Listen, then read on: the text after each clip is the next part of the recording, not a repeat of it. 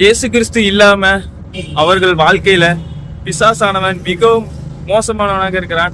வசனம் சொல்கிறது, திருடன் கொல்லவும் அழிக்கவும் திருடவுமே வருகிறான். அல்லேலூயா. ஆனால் இயேசு கிறிஸ்துவோ தம்முடைய ஆடுகளுக்கு ஜீவன் உண்டாயிருக்கவும் அது பரிபூர்ணப்படவும் வந்தார். அல்லேலூயா. இந்த உலகத்தில் பிசாசானவன் ரொம்ப நல்லவன் போல இருக்கலாங்க. நிறைய ப்ரெஷர்ஸ், நிறைய உலக இன்பங்கள், சிற்றின்பங்கள் தரலாம், நிறைய உலக சந்தோஷங்களை தரலாம். அதெல்லாம் பார்த்தோன்னு மக்கள் மயங்கிடுறாங்க. மக்கள் கடவுள் தான் கெட்டவர் அப்படிங்கிற மாதிரி நினைச்சிட்டு இருக்கிறாங்க.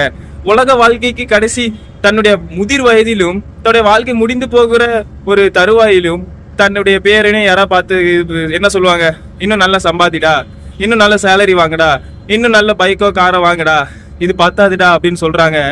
சொல்லிட்டு அவங்க அடுத்த நாள் அவங்க இருப்பாங்களா அதை பாக்குறதுக்கு? அவங்களுடைய வாழ்க்கை அன்னையோட முடிந்து போகக்கூடியதாக இருக்கலாம். அப்போ அவங்க யாரை சந்திக்க வேண்டும்? அவங்க சந்திக்க வேண்டிய நபரை குறித்து ஒரு அக்கறையோட கரிசனையோடு இருக்க வேண்டாமா? அப்போ அவங்க உயிர் பிரியிற அந்த நேரத்துல தான் அவங்க நினைச்சு பாக்குறாங்க, ஐயோ நான் இந்த உலகத்தை விட்டு போறேனே, இனிமே என் சொந்தக்காரங்களோ என் பிள்ளையோ என் பேர பிள்ளையோ ஏதோ ஒன்று சம்பாதிச்சாலும் என்னால பார்க்க முடியாது, நான் எல்லாத்தையும் விட்டு எங்க போறேன் அப்படின்னு ஒரு இருள்ல போறாங்க. ஆனால் இயேசு கிறிஸ்து அறிந்தவர்கள், இயேசு கிறிஸ்து தெரிந்து கொண்டவர்கள் இந்த உலக வாழ்க்கையில கஷ்டங்களை அனுபவித்தாலும் திருப்தியாக ஆண்டவர் நன்மைகளை கொடுக்கிறார், ஜீவன் உண்டாயிருக்கும், பரிபூர்ணப்படவும் வந்தாராம். அல்லேலூயா. அப்படிப்பட்டவர்கள் அந்த தன்னுடைய கடைசி நேரம் வருகிறது என்று தெரிந்த போது ரொம்ப சந்தோஷமாக கடந்து போவார்கள். அவர்கள் மிகவும் சிரித்த முகத்தோடு கடந்து போவார்கள்.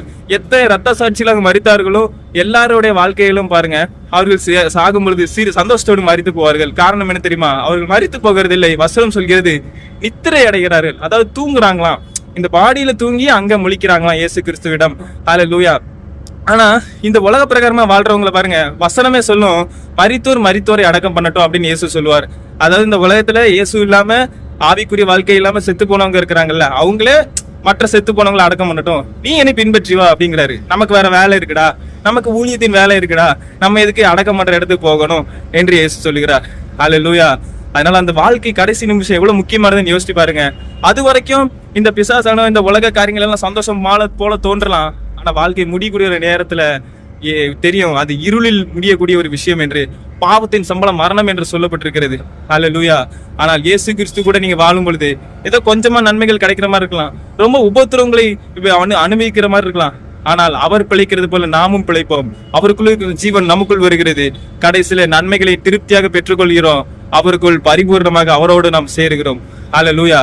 நித்திய வாழ்க்கைக்குள்ள அவரோடு பிரவேசிக்கிறோம். அல்லேலூயா.